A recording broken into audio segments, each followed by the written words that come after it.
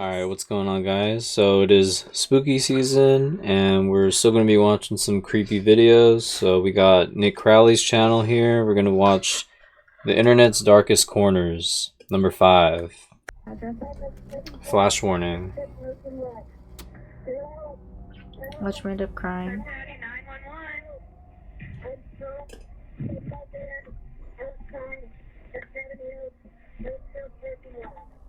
It's 3:16 p.m. on April 10th, 2018. A Oh shit, 911 operator 2018. receives a call from What about it? Why was my dumbass thinking it was like an old audio recording? Just based off like the way it sounded and was presented. Yeah, I get you. 16-year-old Kyle Plush, who had just experienced a freak accident. In the minutes prior to this call, Kyle had just arrived at the Seven Hill School in Cincinnati, Ohio for a tennis match. He had been driving a 2004 Honda Odyssey, a minivan that featured 3 rows of seating, with his gear for the day's match being stored in the very back. You know what the Odyssey is? What it does? You know what the Odyssey does? Fucks hard. Wait. Oh, you actually knew where I was going with that. Okay, yeah. cool. You're talking about Deadpool. Yeah. The vehicle, But I was just like, third row seating, extending his body as far as it could go in order to grab his equipment, when suddenly the seat's folding mechanism was engaged, causing it to collapse into its storage position. Oh shit. taking Kyle with it. In an instant, he was pinned and completely unable to move, as he was now trapped in the car upside down, not even being able to move his arms and hands enough to grab his cell phone. Though luckily, his phone had Siri, which he would call out to call the police. Now, real quick, I'm not going to go too deep into it, but I think a year ago or so, my dad had a pretty bad health scare. Remember that whole incident?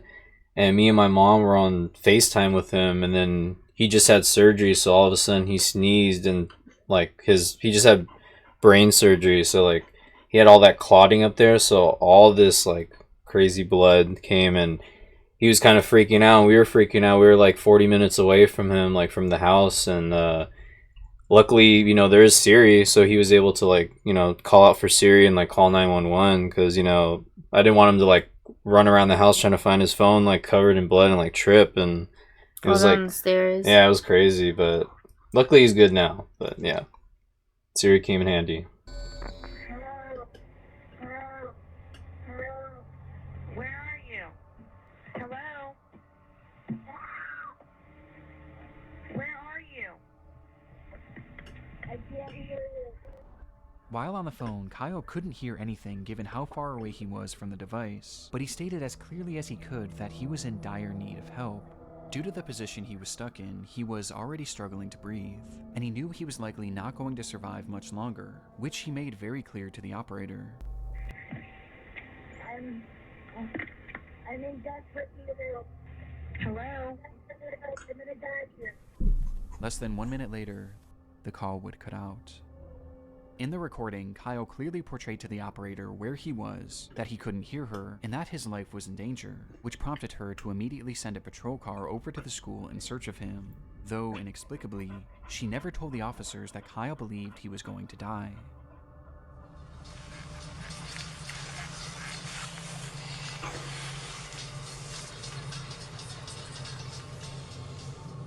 Not understanding how dire the situation was, the officers that pulled up to the scene didn't even bother to stop the car. Instead, they simply drove throughout the parking lot, unsure of what car was Kyle's. They didn't even bother to turn down their music or crack a window.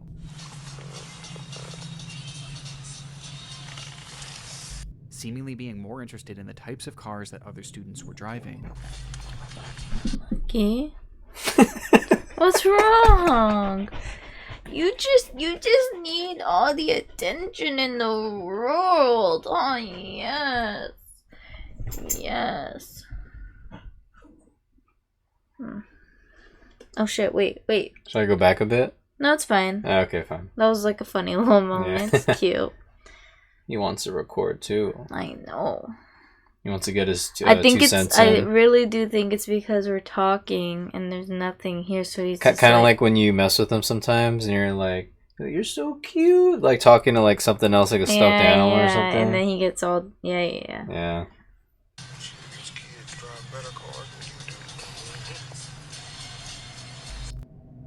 As officers continued their half-hearted search, another phone call would be made to 911. It was Kyle, whose tone was now drastically different. I probably don't have much time left to tell Oh, my wow. mom that I love her if I die. Jesus. This is not a joke. After Kyle says his goodbyes, he tries one more time to relay what was happening, this time providing the parking lot he was in along with the exact make and model of his car. This is not a joke. I'm trapped Damn, this kid was driving? He must be, like, just got his permit or license, right? He's 16? I know, he looks like a baby. I know, yeah. inside my gold. I know how to see that Unless this is a younger photo, but... Maybe. in the software parking lot of 7 Hills Theft. Send officers immediately. I'm almost dead.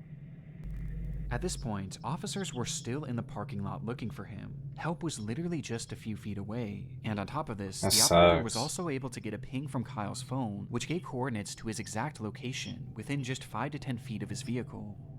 And yet, the dispatcher never passed this information along. As Kyle remained on the line fighting for his life, the officers on the scene would pull out of the parking lot, close their report, and carry on with their day, stating, "I don't see nobody," which I didn't imagine I would. With this line making it apparent that those involved with the case never actually believed this situation was real, and instead viewed it all as a hoax.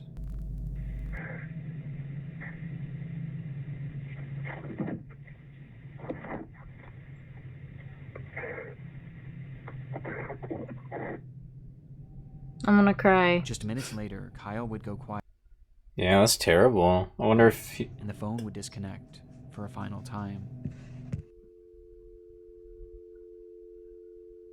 It would take 6 hours for that trunk to be opened, and not by the police, but instead by Kyle's father, who had no idea that any of this had taken place, seeking out his son's vehicle only to find Kyle flipped upside down in the trunk.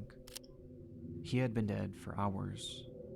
Oh, man. Despite the circumstances, Kyle did everything right. He remained calm, he was respectful, and he described exactly where he was and what his car looked like. And yet, the police never really bothered to take his case seriously, instead believing that this was all just...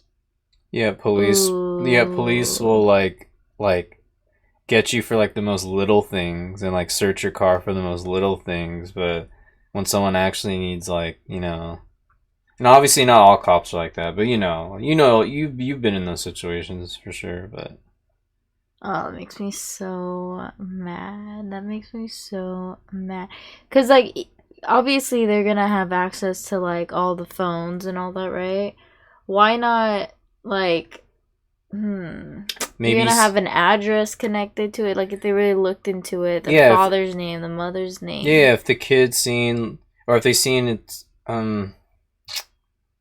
If they seen the kid's phone number... And yeah, like what you said, like, maybe trace it to, like, a family source? I don't know. Does that make sense? You know how, like, records are online and stuff, right? So, does that make sense? Yeah, because, I mean, you would think the police would follow up just to be like, we're gonna give this kid, like, a ticket or whatever. You know what I mean? Like, oh, we're gonna find the car. I'm gonna place, like, or, like, you know, tow it, or I don't know. If it's a hoax. Imagine they did that, too.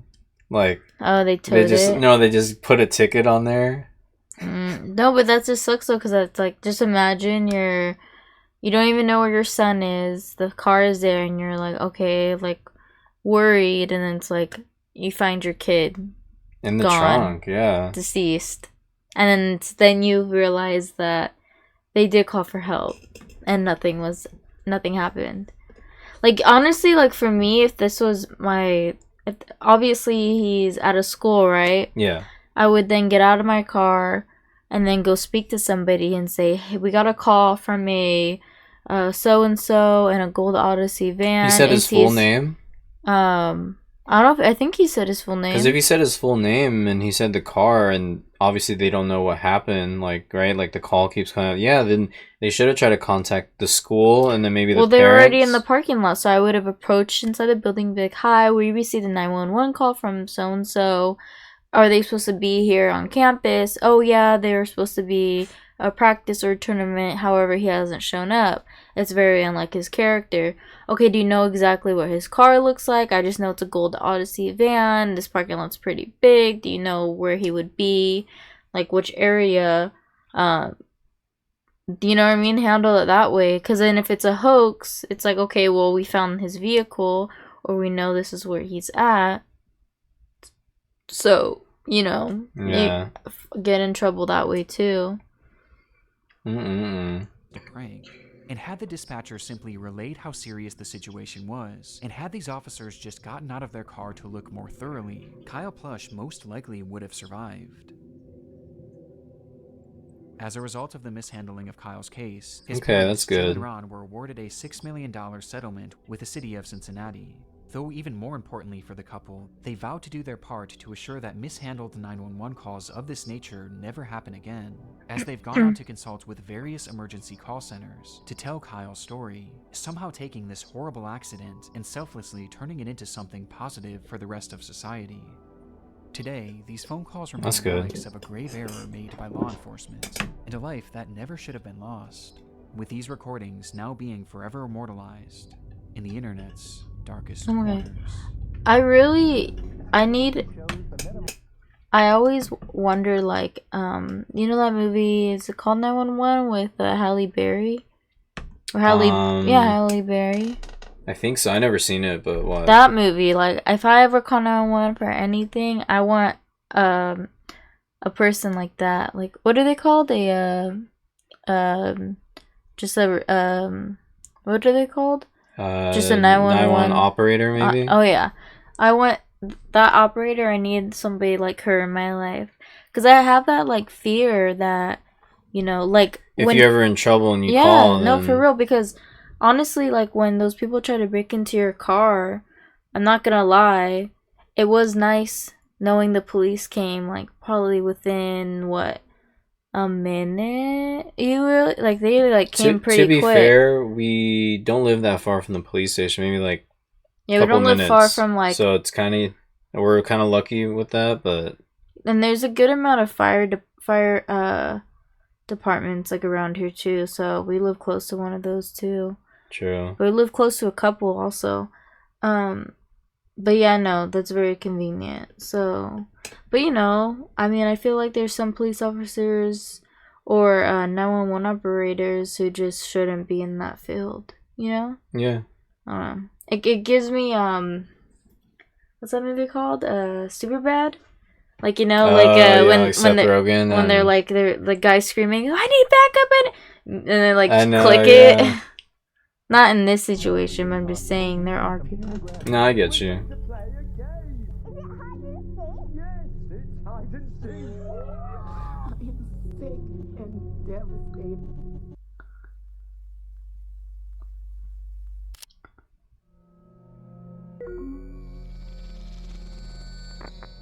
It's April 4th, 2020. A man living in Baltimore, Maryland goes live on his Facebook page announcing that tonight would be another one of his famous game nights. At this time, the COVID lockdown was in place all across the United States, and practically everyone was cooped up indoors, with little opportunity for real socialization. But for 24-year-old Ernest Wilson and his friends, this didn't stop them from having a good time. Ernest often hosted parties featuring childhood games like Monopoly and Uno, adding in his adult flair by turning them into drinking games, with one game in particular being top of mind that night: hide and seek.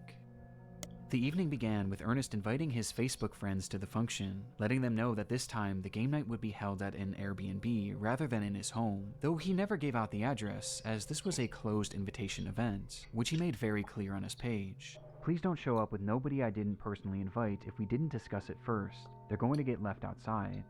Ernest took this so seriously that at one point he even called out one of his viewers, stating outright that they were not allowed to show up under any circumstances.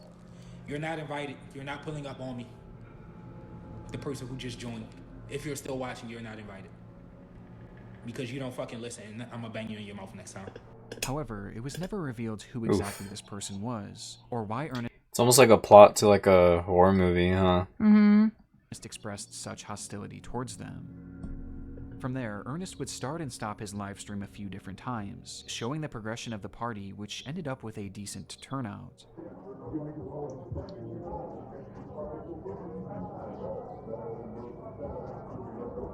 I remember we got an Airbnb for a friend's birthday party in Vegas, and I remember being kind of nervous to get it because they were doing it for only what's it called? Like if it's traveling for work or whatever.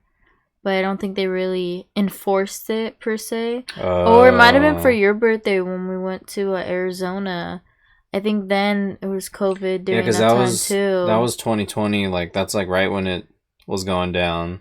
Yeah. The one with our friend in Vegas, that was like 2021. So it was still in the heart of COVID, but you know, it was kind of like dying a bit.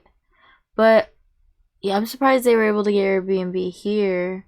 Plus, too, like, honestly, it's crazy. I will say this, which I understand completely out of respect for your neighbors, but a lot of Airbnbs, when you get it, like, people are getting Airbnbs for parties, like, for drinking, for having, like, all these friends over, right? Yeah. So it's just crazy how, like, most of the Airbnbs you look for, they say no parties, no loud music. Some houses will even say, like, if they have a pool, like, no swimming past 10 p.m., no outside, like, you know, like, they're very strict, and I'm like, dang, like, I wonder if people actually follow it. Me, personally, I'll follow it, because at the end of the day, yeah, I don't want to catch that charge. I don't even think like that. I think more about, like, respectful. I'm trying to be respectful. At the end of the day, this is somebody's house that they are letting people occupy for a short period of time. You know what I mean? Like neighbors too, I guess. Neighbors, yeah. You gotta be respectful of them, because the one in Arizona, like, they had like some pictures up on the wall and stuff, so it's like this is like literally their house, like vacation home maybe. Yeah, and it's like I'm gonna be respectful. I'm not gonna be too rowdy. I'm gonna keep it like I be cleaning it. Like every Airbnb I've been to, like they're always like, "Oh my gosh, I appreciate like the how well kept you kept it, how clean you kept it. My like." Housekeepers and like the services that I have were very pleased with it. I'm like, yeah, I'm not trying to make like a mess. I'm gonna take out the trash, I'll throw away expired food, I'll restock stuff if, like, you know, they provided it. I'll do the beds, or I'll tell them which bedrooms were used and which ones were not occupied. It's more of a respect thing, you know. It's not like an empty home. No, yeah, know? That's true. I'm just saying, As surprised by 2 a.m., they were with there able to get being one. no signs of slowing down, it was time for the main event.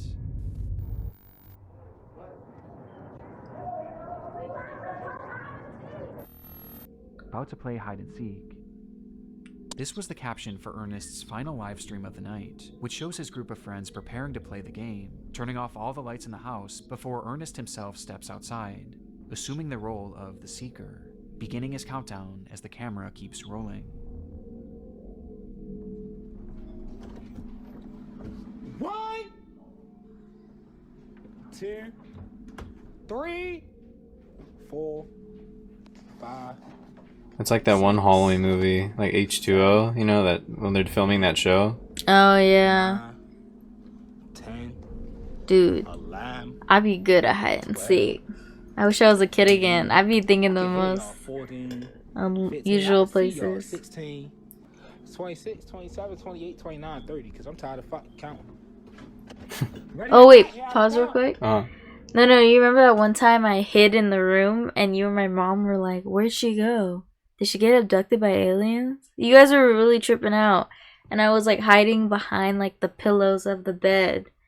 You remember that? Oh, yeah, But you guys were like, my mom and you were like, they like, what the fuck? Like she was just here, and you were looking in the closet and everywhere. I'm just like, I'm all like this against the wall, like not trying to move. I know, I'm surprised I didn't look. Yeah, but I love like hide and seek. Like it's a vibe. You should see how I am with like my little sisters. Like I'll be like, okay, come here. Like room in the closet. I like move their clothes. I'm like, okay, sit. Don't move. Don't do nothing. Like I make sure they like hide. Even my dad was like, where are they? I'm like, they're fine. They could breathe, but like I don't know if you're gonna find them. Yeah. I used to do that with my brother and sister when they were younger. Like the hamper, like empty it and then put like blankets or whatever in there. Yes, I play hide and go seek with this guy too. Yes, yes. Play? Yeah. After a long 30 seconds, it was time to find his friends, with Ernest starting his search inside the home. Ain't nobody in this bathroom. I didn't think about it. Fuck. Oh, alright. His ass.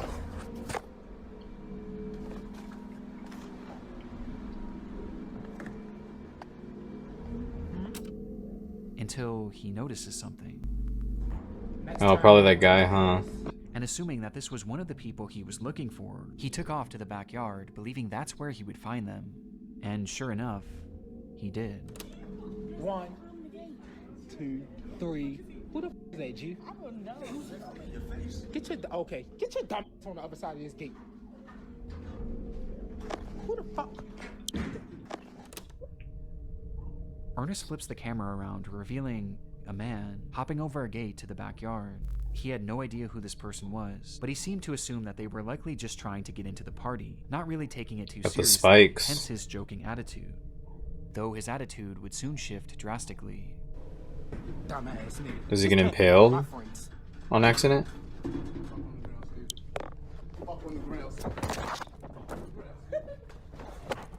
Hey, Pod!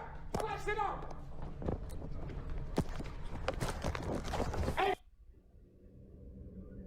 In this moment, Ernest's live stream cuts off, and he would never go live again. According to those at the party, this unknown man hopped the fence and brandished a gun, stating that he was there to rob the place, being followed by one other person whom the group also failed to recognize. Ernest tried his best to run, but was eventually caught in the house, where after a few minutes, and for reasons unknown, the man seen hopping the fence fired his weapon, striking Ernest twice and ending his life. The killers quickly fled the scene without harming anyone else, or seemingly without even taking anything. The footage is highly disturbing, knowing that we're witnessing the final moments of a man who was just having some fun with his friends. But what makes this so much darker is that we have no idea who this person is, or why they did what they did. Even after 4.5 years, Ernest will... Oh, so they're just saying, they're kind of just trying to piece it with the fact that he said, like, you're not invited. So that could be a lead. Maybe, but They probably interviewed that guy. Maybe his alibi didn't add up, or it added up like, oh, he wasn't there at that party, you know? no, I know, but this guy they're just saying was like another guy they were robbing or whatever. Like this is some random dude. Okay. So Dang, what are the odds? It's crazy. Wilson's killers have yet to be identified.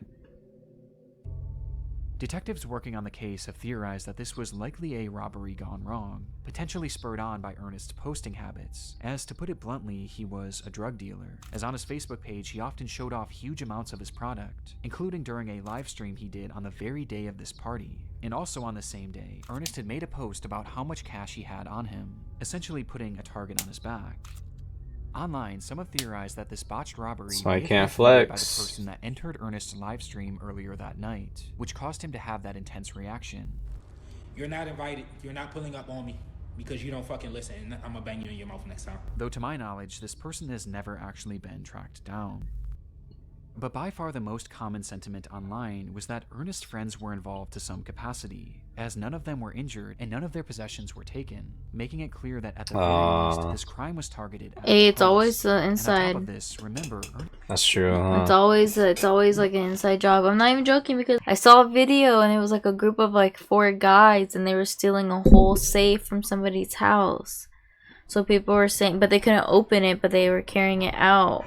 Oh my god, Lucky. Lucky's getting scared. But what's it called? But people were saying it had to be an inside job because how the fuck do they know where the safe is? Yeah, exactly. And the alarm was going off, but still.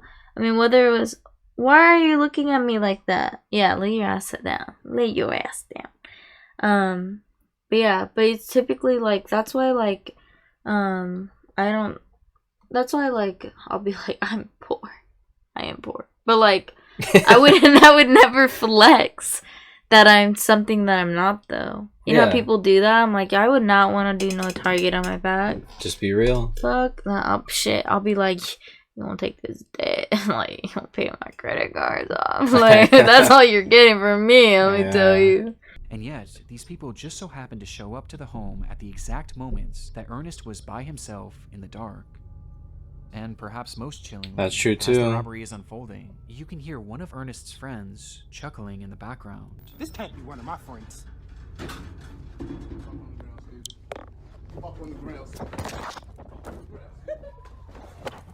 Though as concerning as this is, it's sadly far from conclusive, and to this day it appears that Ernest's case is slowly being lost to time, leaving us for now with only questions. And one of the more disturbing live streams I've ever seen. They couldn't get fingerprints off of that? That person's true like too.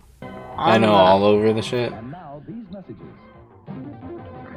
Before we dive into our next case, I want to first thank today's video sponsor, Factor. I'll admit it, I have a very bad habit when it comes to ordering food. I usually don't give myself enough time to This plan would be meals a for the nice week, sponsor. And therefore, when it comes time for dinner, Is it like I'm always left HelloFresh? scrambling trying to find something. Kinda, Which usually yeah. leads to me ordering food and ordering really unhealthy food too. It's a bad habit, but thanks to Factor, I'm slowly starting. So to they send you Factor- food. I'm excited to get back Where's his thing? description and use Factor75.com, code Nick Crowley 50, and you will get your discount. code NickCrowley50 to get 50% off your first Factor box and 20% off your next month of orders. That's code NickCrowley50 at Factor75.com to get 50% off your first box and 20% off your next month of orders. As evidenced by the previous case and several others discussed throughout the series, live streams are often a hotbed for disturbing moments online. And when researching Ernest's final stream, I came across yet another example of just how dark things can get when the cameras go live. It happened on January 22nd, 2017, when a 14-year-old girl named Naika Vinent went on Facebook Live with a caption.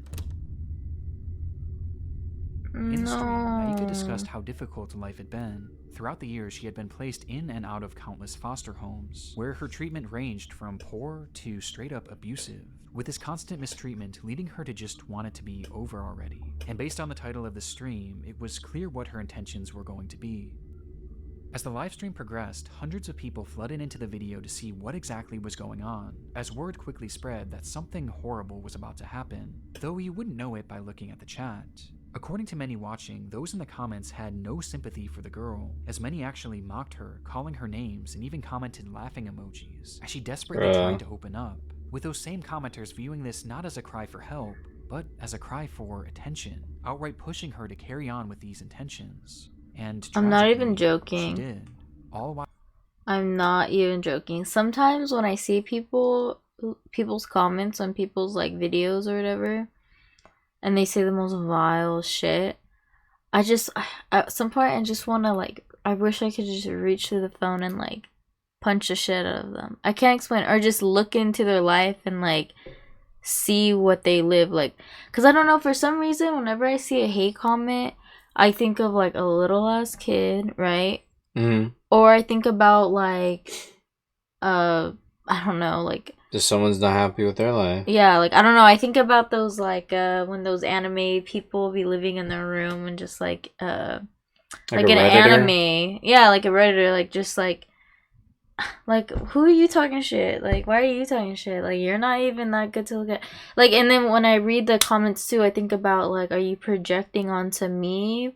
It's like does that make sense? Like we've gotten our fair share of like comments where it's like, yeah, I know, and like, are you projecting though? Like, why do you have to announce it? Because like, I really want to know what goes on into people's head when they like see something and they just want to say it and call it out. And Yeah. I'm like, Like, what? I get it if like a person's doing something wrong. Like if we're here like saying a bunch of nonsense, like talking shit or something, right? Mm-hmm. But I mean, if we're not hurting no one, like what's the point of? No, like, I know, but I'm just saying though, like it's like sometimes it's just like what, like you know, there's times where maybe we've come across people's like feed and we're just kind of like, ooh, you know, like it's like cringe or it's just like what is Yeah, this? but I'm not gonna, gonna like- go out of my way and like type it. It's like not even. What's the point? Like genuinely, what is that gonna do for me? How was that gonna make me feel? Or how was that gonna?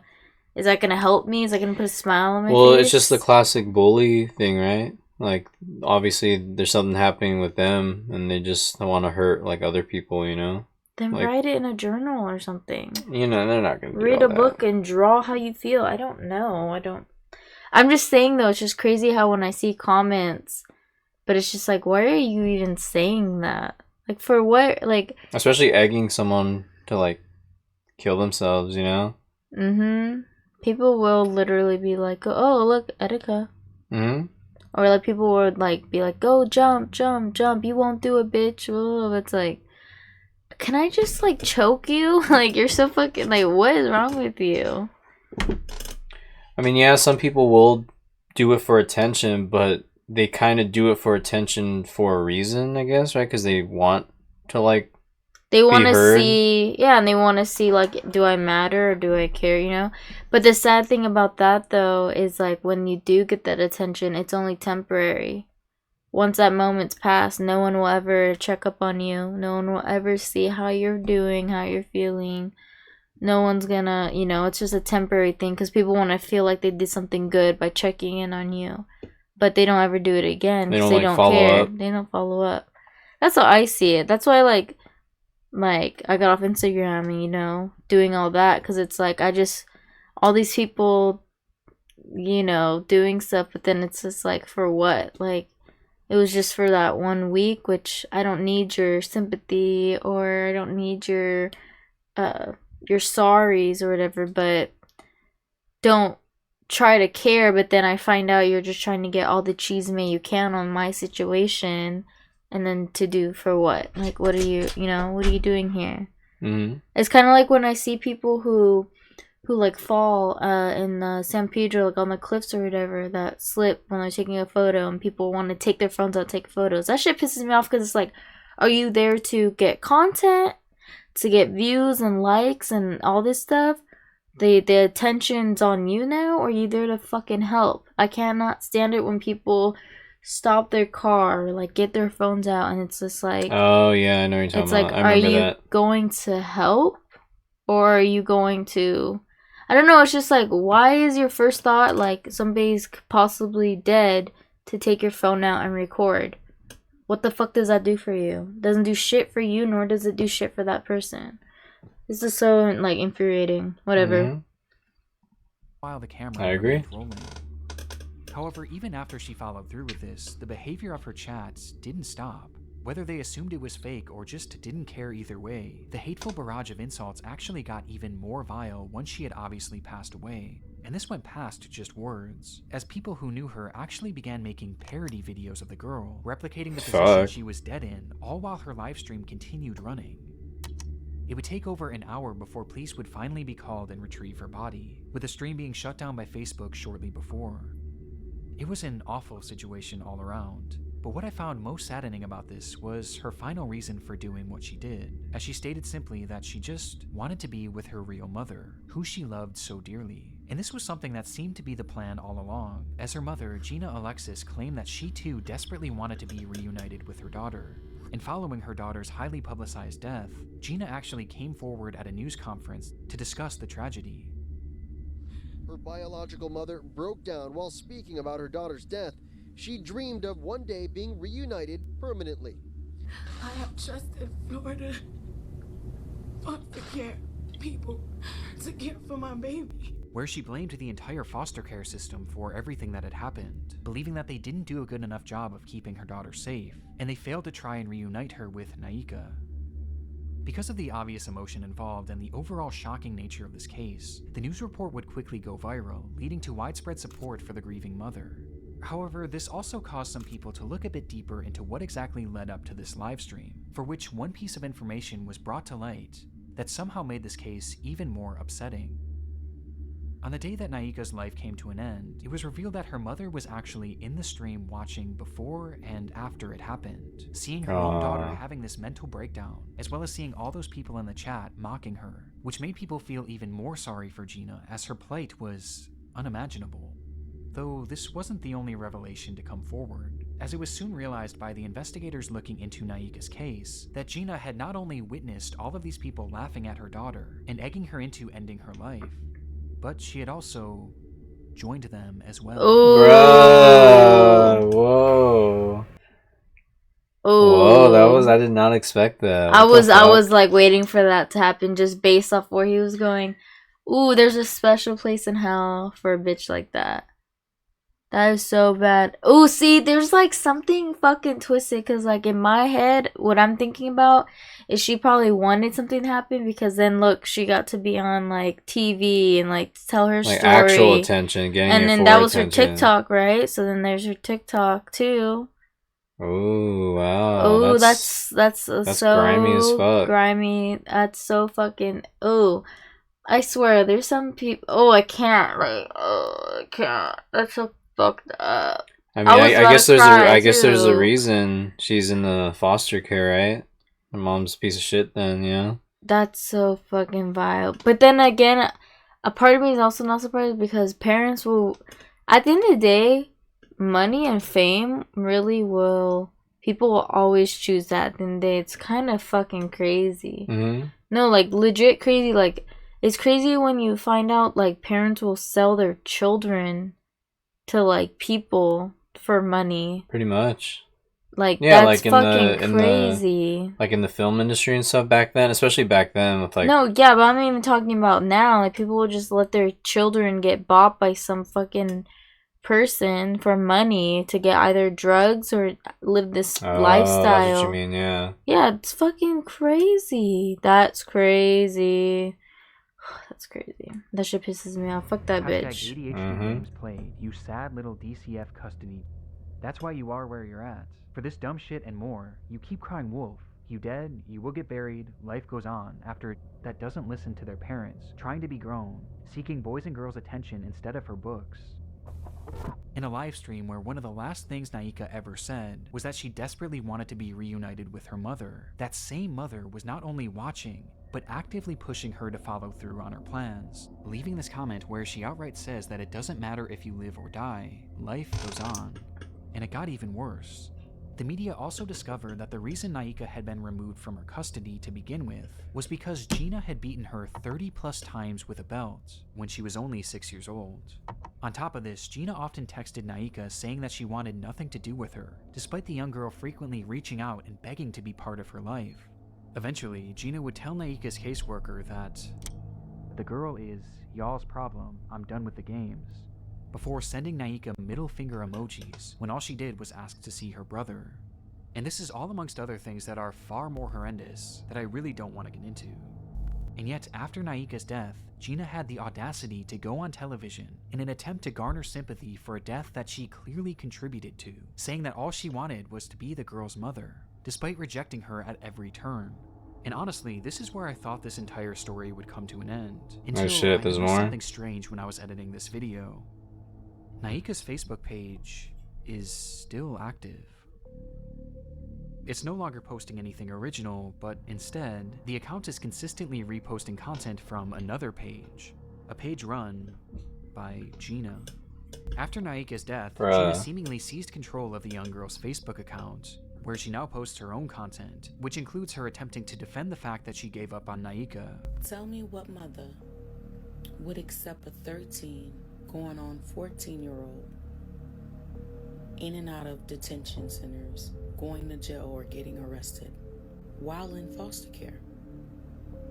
As well as her It's not funny, but it's just so like how twisted her mind is. I'm kind of glad like... he is covering this story though, because I never knew about this one, and he gets a lot of views. He has a good amount of subscribers, so I hope people are just like, yeah, like being like, nah, like fuck you, like for Lit real. Talk podcast, really? Like fuck you, for real.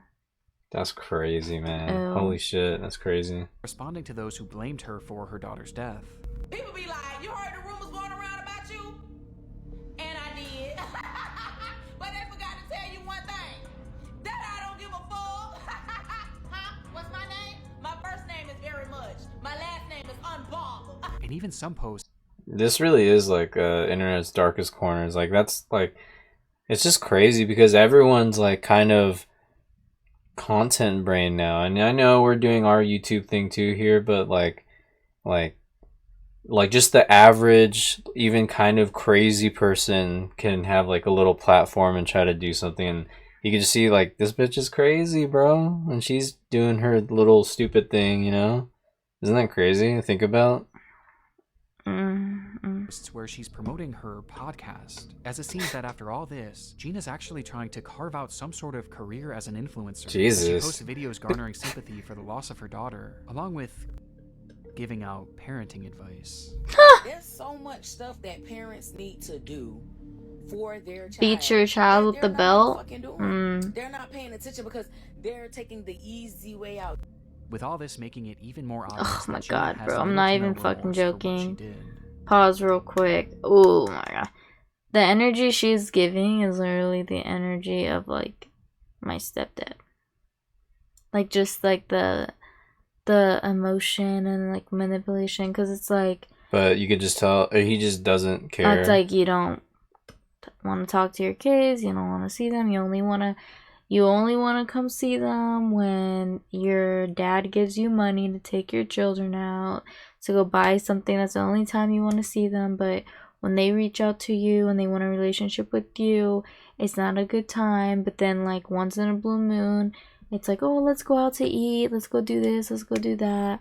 And then it's like, yeah, because you're getting money, because you're a deadbeat piece of shit who is like a fucking loser. And you know, it's like, and it's so depressing, not depressing, but it makes me so sad, it makes me so mad that I have 2 younger siblings who are not even adults yet, who are still minors, who are more mature and will actually express themselves, and it's just more like, no, you. It's all about him. It's all about him. Like, you're just a fucking narcissist, and it's fucking crazy. You're a fucking manipulator. Like, it's always poor me, but don't take no accountability. You put the blame on everybody else. You have no fault in this matter. And it's like literally, how much more can somebody spell something out for you to comprehend what they're trying to say? But no, you just go like, I don't understand, you're being difficult. It's like you're not even validating how they feel or how they're expressing. Yeah. It's like fucking crazy when like I hear stuff and I'm just like, your dad's a deadbeat. Like, I'm sorry, like, you know, but you have other father figures in your life, you know what I mean? So I'm glad that, you know, there's like those good father figures in their life too, like relationship wise, because fuck, bro, God, can't wait till he's gone. He's like, oh, sheesh. Preach it. But no, I'm serious. But like, if something would happen to my brother and sister, guarantee you he'd be doing the same shit she's doing and be like, my babies. Hell no, I'd be there at the press with receipts. I'll be like, let me see. So this is where my sister texts him this long ass paragraph. I'm gonna read it word for word. Let me see his response. Oh, left her on red. Oh, let me see her response. Oh, I don't know what you mean. Like, why are you bitching and whining? What the fuck is wrong with you? Interesting. Are you really like gonna... Don't fucking cry over here when they've been trying to reach out to you. Because I fucking hated it when he would be like to my sister like you know, a phone works both ways. Bitch, how old is she at that point? Like what, 10, 11? You're telling a 10-year-old fucking little kid that she needs to pick up a phone and call your bitch ass? You got me fucked. Oh god, I cannot. He is such a fucking loser. I can't. Such a fucking loser. Yep. Oh yeah, people. But ooh, that makes me so mad. Like that special place in hell for people like that. I don't even want to say parents. People like that. Just people like that. They're not parents. You can't give parents advice when you weren't even present in your children's lives. Yep. And especially if you're going to be on their live stream and, like, egg them on to do something and, like, you know? Because I'm pretty sure to her, she didn't know that was her mom. You know what I mean? But just imagine if she knew that was her mom, though. Yeah. That's even more depressing. That's even more sad for her because her final thoughts would be like, my mom doesn't even want me, so why should I even be here? She just needed a hug in that moment. Yeah, it's sad. So sad. She just needed like a good foster home. I hate that foster system too. That place is so fucking corrupted. There's people in there that should not be involved.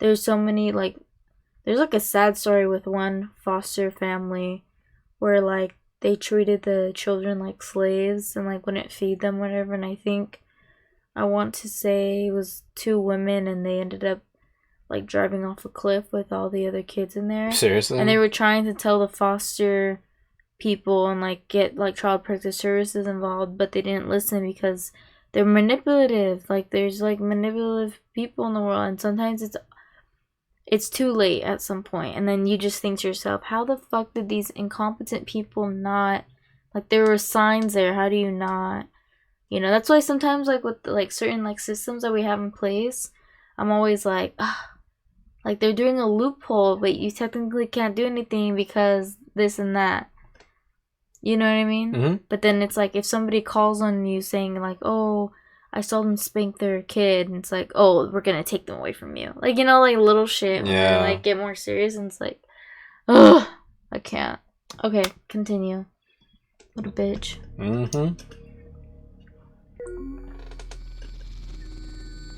On the 11th of June 2009, a young man named Eugene Lata took to an urban exploration forum and wrote in broken English, "Hello, I'd like to tell you about Odessa catacombs. Odessa is not far from the capital of Ukraine, Kiev. Under Odessa catacombs? exists the biggest catacombs in the world. Their total length is more than 2,500 kilometers, so these catacombs are much bigger than the Paris catacombs.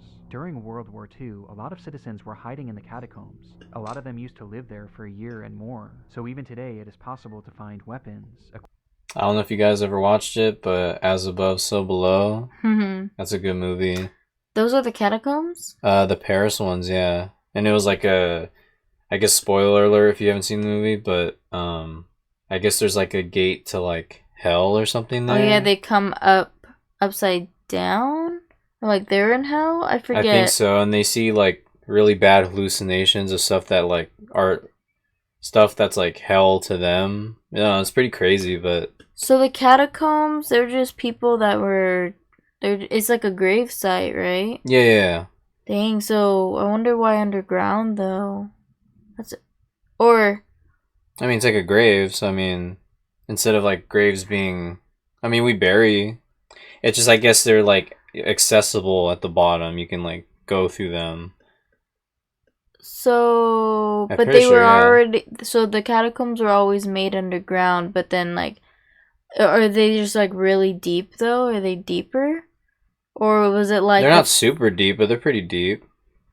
Like, you know, for example, like certain areas of like LA, I'm pretty sure there's like nothing underground, but there's like underground piping and all that. So when there's a sinkhole, it's just because there's nothing there supporting it or whatever, right? It's just the structure. So is the catacombs like just the layer underneath and then they built on top of that? Or is it like a deeper level of the catacombs and then like above it? Do you get what I'm trying to say? I think they buried after. So like maybe they dug out from underneath and like that's where they put the bodies.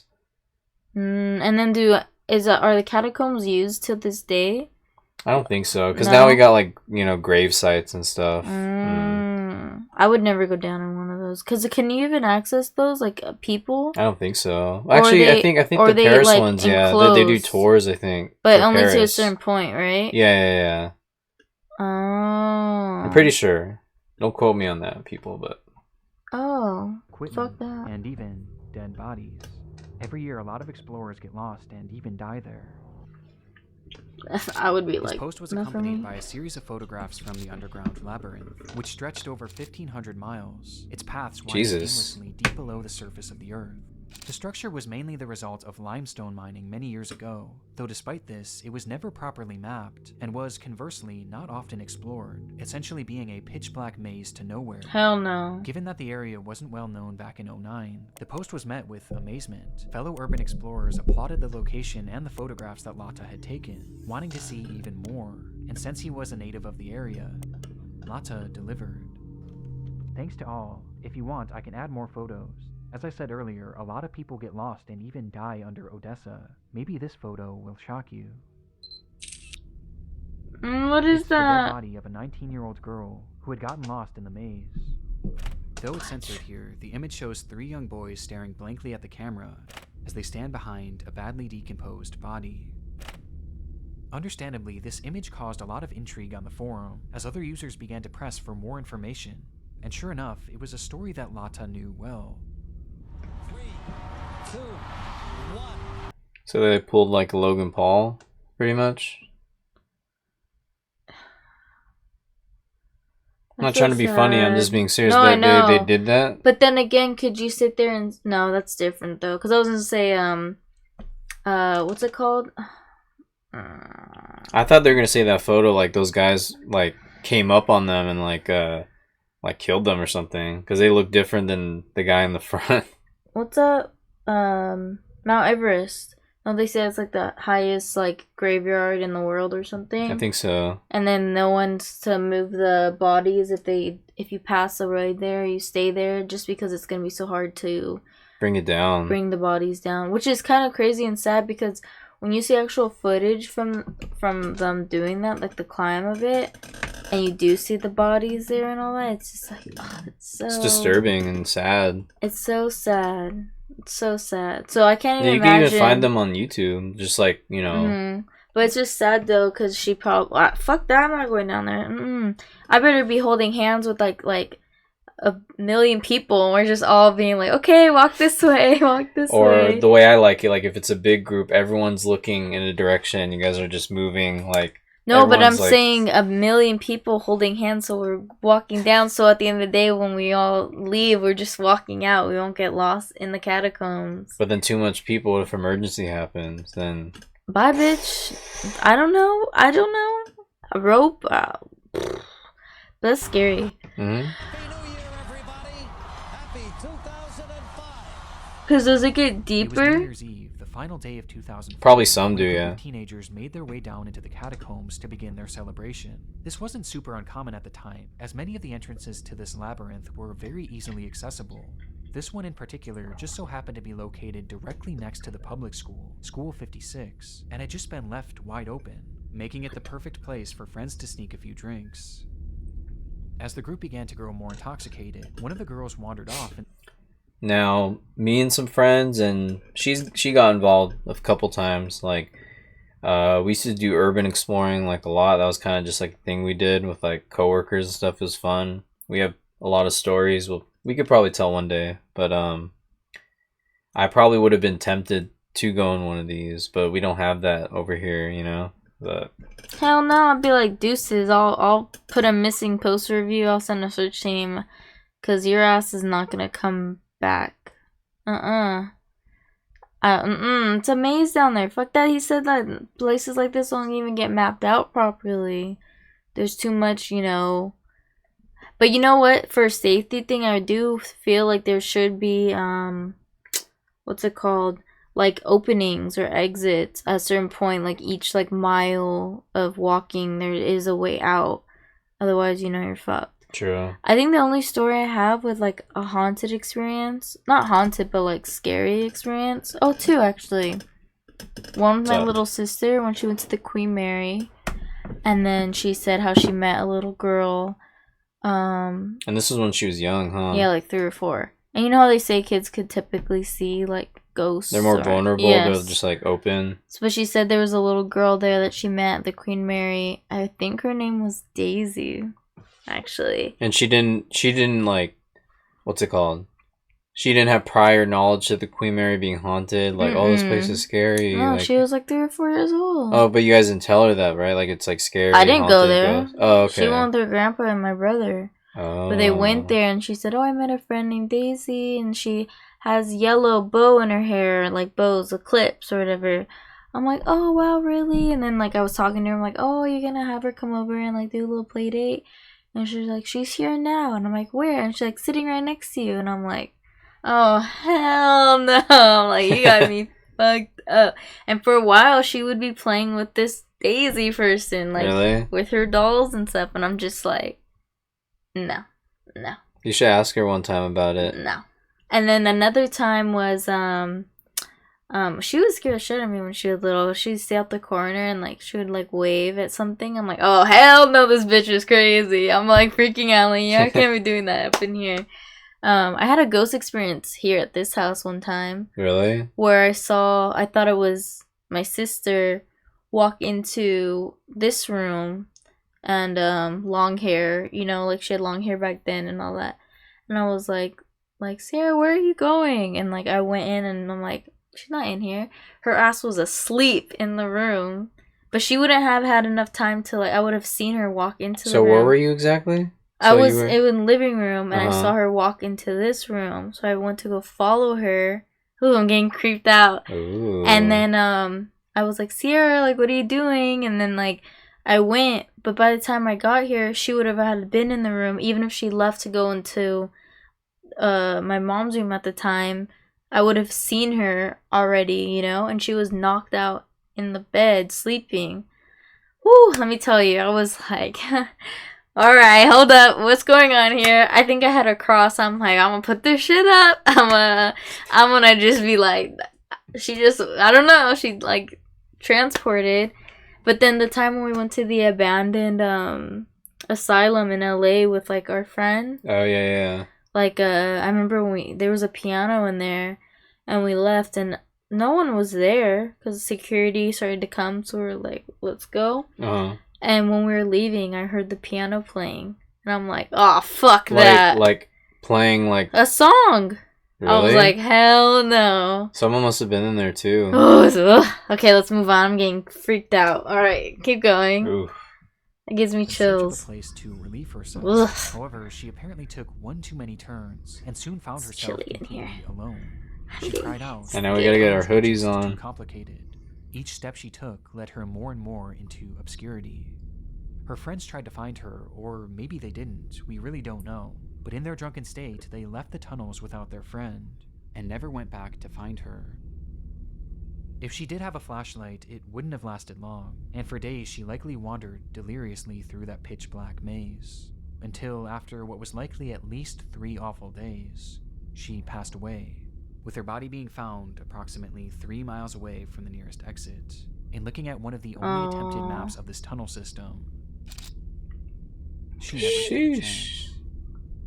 And you want to go in there? No, I'm just saying, like, I probably would have been, like, tempted to back then, when I was younger. The corpse appears to have its skull caved in, implying that in a desperate attempt to end her anguish, she may have bashed her head against the wall until she passed away.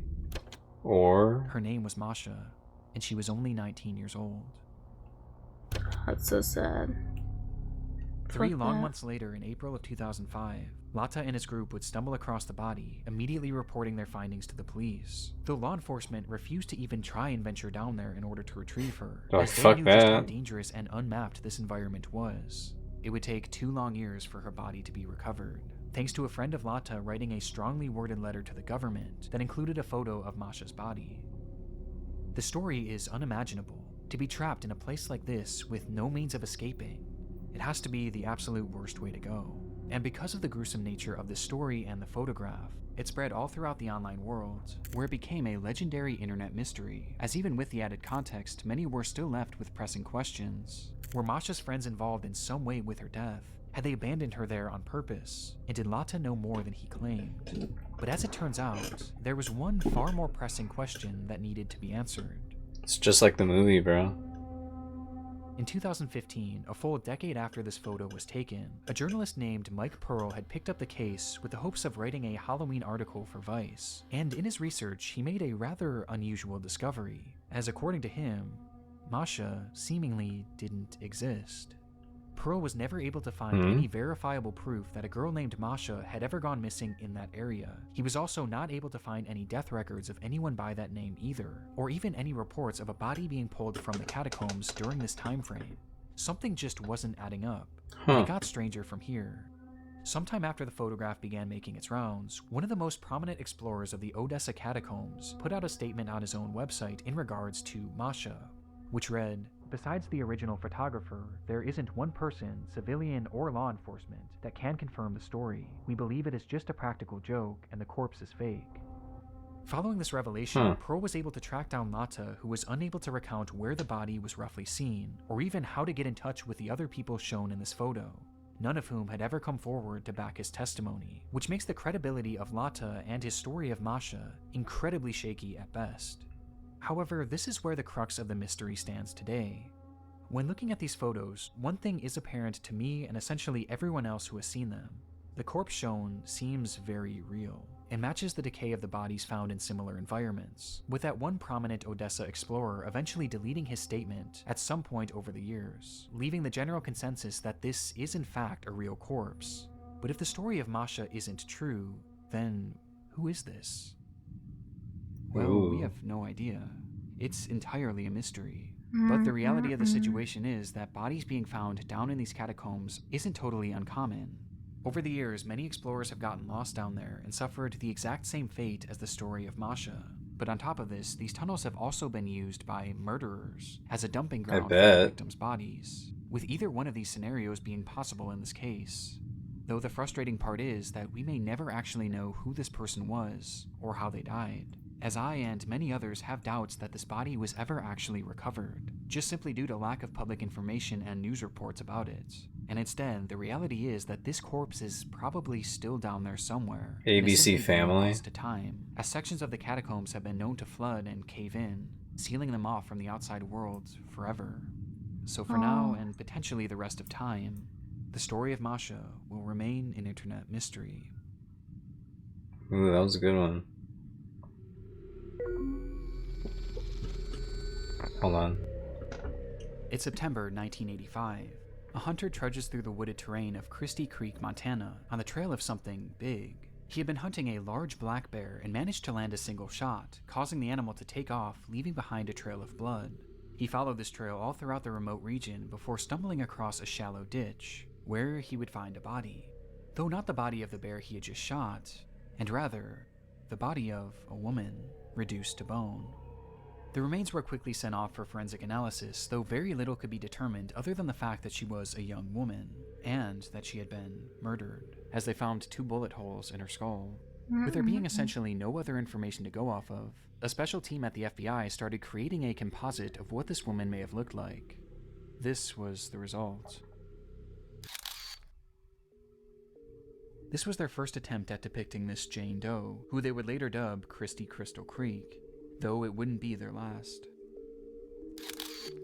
The uncanniness of these depictions is undeniable, and recently I've fallen down this rabbit hole of disturbing police sketches and recreations. As though these can often be very helpful and do lead to legitimately good results, there are often times where they appear almost non-human, with many examples like Christie's being shared online on the FBI's website in order to enlist the public's help in identifying these victims, with one of the more notorious examples coming decades later, in 2014.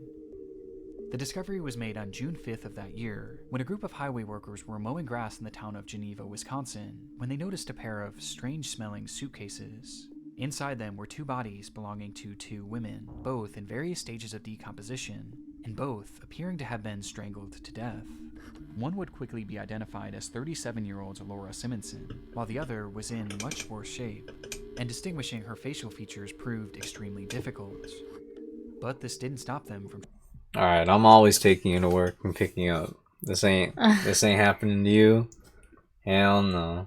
Honestly, when I was walking though, because like the shrubs and all that, and I was hearing like shuffling and all that, I was on the phone with you, but I'm like, somebody's gonna grab me and pull me into the bushes. Watch, or coyotes. Just stay at work. Okay. I won't take any more big orders anymore because I was a little late to pick her up today. So she just walked down the street to the mall, but like where she works, it's like we don't need it. Yeah, it's just it's a nice area, but it's like quiet, so and dark. Yeah.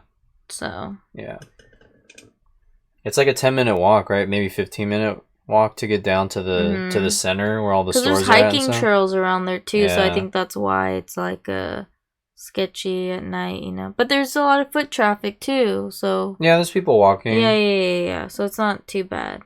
But still. Yeah. I'm trying. The fuck is that? Who this is released one of the that? more infamous examples out there due to just how unnatural it appears, with the face of this woman being turned into a meme and even being used in a video game. We gotta play one of those. But to me, there's one example that I've never been able to shake, as the entire story and its recreation gives me such an uneasy feeling. The discovery was made all the way back in April of 1977, when a couple in Alberta, Canada had returned to their often abandoned cabin in order to empty the septic tank. only to find a body floating inside. The body was in brutal shape and showed signs of extreme torture, as the man had been beaten, mutilated, burned with cigarettes, and even shot multiple times. And due to the condition of the body, it was impossible to identify him, though regardless, a recreation was made, and using a computer model of the man's skull, they slowly pieced him together.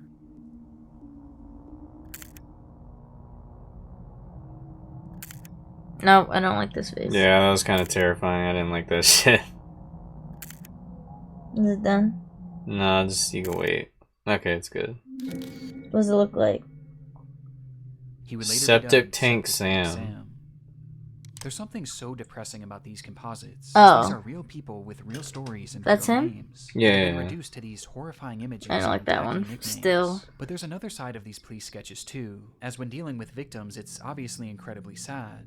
But when dealing with suspects, Normally, I'm pretty these- good with like this type of stuff, but like that was pretty creepy. Like that got me bad. I'm so off-putting creepy identities out can with be my outright ghost stories. horrifying. Over the years, there's been numerous unidentified killers who It's working though. I'm getting in the spooky mood. It's getting there. It's getting there. Oops. Gonna sleep with the light on tonight. I'm kidding. enforcement were not able to positively identify, forcing them to turn to these same methods of sketching and recreating, with one of the darkest examples being that of the Lake Bodom killer. It was June 5th, 1960. 4 Finnish teenagers were on a camping trip to Lake Bodom, sleeping peacefully in their tent on the lakeshore, when suddenly they were attacked. It happened in an instant, as a man wielding a knife began stabbing through the tent, eventually bludgeoning the group with an unidentified blunt object. That night, 3 of the teens would be killed, while one managed to survive. What year is with this? Substantial injuries. 70s? When asked about what I wonder if Friday the 13th was based on Inspired? this. Yeah, I can see Maybe. that. seen that night, the lone survivor claimed that the man who attacked them wore all black and had large red eyes. Based on his accounts and other potential sightings, a sketch of what this man may have looked like was made, and the results were unusual at best. Oh. With this man going on to garner the appropriate nickname of Bug Eyes McLip due to just how unnatural his facial features appear, especially his eyes. In fact, there's something unnatural about all of these recreations, which begs the question, did any of them actually work? Well, surprisingly, out of these 4 people, 3 have been identified. Oh wow. Christy Crystal Creek would go on to be identified as Janet Lee Lucas, a 23-year-old who would be the last identified victim of serial killer Wayne Nance, with this identification being the result of improved forensic genealogy. The second and most notorious example would go on to be identified as Jenny Gomez, who had been strangled by Steven Zillich. I mean, I guess a in man the dubbed teeth. Wisconsin suitcase murderer. And despite this recreation appearing to look nothing like Jenny, it was actually the sole reason that she was identified, as one of her family members ended up recognizing these overpronounced cheekbones and matching them to Jenny. And then there was Septic Tank Sam, who was revealed to be Gordon Edwin Sanderson, thanks again to genetic genealogy, as a sample of his sister's DNA was eventually used to prove that this was in fact him, though it's still unknown who killed him or why. Which leaves just this final person, the killer of at least 3 people. He, unfortunately, has never been identified, and this isn't too surprising, as the features of this person just seem impossible. Do you ever He feel just like... looks far too strange to be real. What's Do you up? ever feel like people who, like for him as an example, when they like go on like this murder spree and like they kill people, but then they have like a survivor or 2, do you think they're like, they just stop cold turkey and they're like, okay, I tried it, I didn't like it, you know? Or do you think like it's their first time, their second time, multiple times, and then when they get a survivor, like you feel they want to stop at their certain point out of fear that they'll get caught? I don't know. Just because there's like people's brains work in so many different like ways, you know. Some do. Some, some just kill out of revenge. Are you just talking about just the serial killer ones? Yeah, like Who do for example, multiple? like you know how you have like your OCD where if I say like, oh babe, like your hair is like more long on this side and that side, Like a urge to do it, right? you're gonna do it. It's Yeah. that's all you can think about. It's all you're gonna do. So you think in their brain, it's like all they want to think about, all they want to do. It's just Yeah, there's kill. something wrong with. But then what if they like? There's a survivor. Do you think they like are like, no, I can't do it anymore out of fear? that they'll get caught. Kind of like if you were to... I'm so sorry. Just because, like... If you were to cut your hair and you fuck it up so bad, do you see yourself doing it again in the future? Or do you see yourself being like, that was really bad? Like, I'm saying like you like nicked it. Like, so it was like just like a bald spot. And you accidentally, like, would you be like, I'm never cutting my hair again? Or would you be like, another time? Like, yeah, in time. Maybe, like, in time. Could have just been a mistake. Yeah, I see how y'all get It, like, barely matched. You're reaching for that one. No, I'm just kidding. I don't know. But no, I don't know. I don't know. Because, I mean, like, look at like the Zodiac killer, right? Yeah, but didn't he stop after a certain point? As far as we know, there could be some killings that aren't linked to him. You know, does that make sense? Or like any other serial killer, like there's some survivors. But I felt like with him, he wanted to make it known he was the one that partaked in these crimes as time went on. Okay, maybe like Richard Ramirez or something then. Because there's survivors. That guy was a sick fuck. Yeah, because he wanted people to turn out like him. That's why he would, like, with little children and all that, when he would, like, do stuff to them, he wanted them to be as evil as he turned out or whatever. It was fucking sick. Yeah. What about John Wayne Gacy? Is that his name? He just killed people, right? And then he got caught? Or how did he... What was his story again?